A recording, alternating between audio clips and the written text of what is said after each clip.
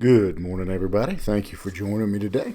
And if you want to follow along, we're going to be in the book of James again, chapter 2, verse 25. And we're going to continue a discussion that we had begun yesterday as James is addressing the issue of faith and works, that genuine faith shows itself in works. And these verses for some folks, can be a little bit confusing, but he talks about, to begin with, we looked yesterday at Abraham, who proved his faith by his works.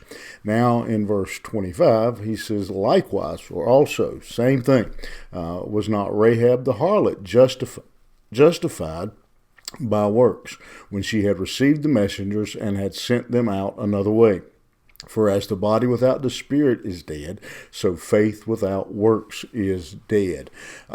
So here again, we see that phrase, wasn't she justified by works? And so some would read that and say, does that mean that Rahab was saved by works? So salvation comes by works. Well, that is not at all what James is saying.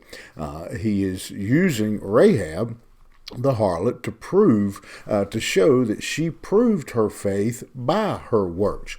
And following Abraham, who is considered the father of the Jewish faith. The Jews, if you read the New Testament, often talk about their father Abraham.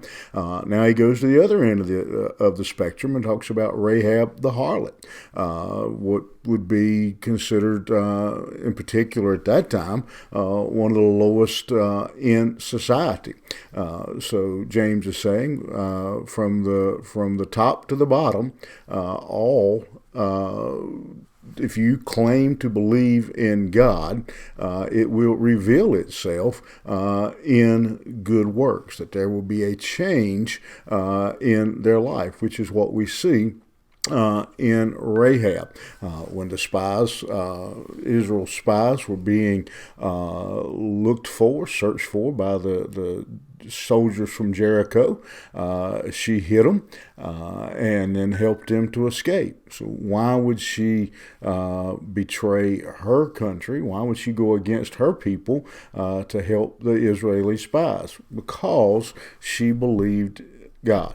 She trusted his promises. She had put she was trusting him. And so faith reveals itself in works. When she did this, when she rescued the spies, it showed that she had already put her faith in God. And so he goes on and he says, the same way as a body without a spirit is dead, he says, faith without works is dead. If we say we have faith, he says we will. It will be revealed in our life. It will show in our works. Just as a body without breath is dead, it doesn't move. It doesn't act like it's alive.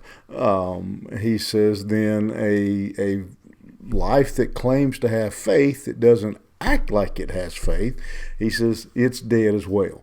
I remember reading, and I don't know how accurate this was, that one of the ways they test when the Pope dies is that they have a brass mallet and they tap him on the forehead, tap him between the eyes to see if he responds. Seems kind of a odd way to me, but I think if you tap me between the eyes with a hammer, I'd perk up. But a dead body won't. It won't move. It won't flinch. Why? It's dead. And the same of a person who claims to have faith, is there are no signs of life, then James says, then there's no life. Faith has works. Faith shows itself in a changed life. Faith shows itself in actions. And so today, the question for us would be very straightforward. Is our faith revealing itself in works?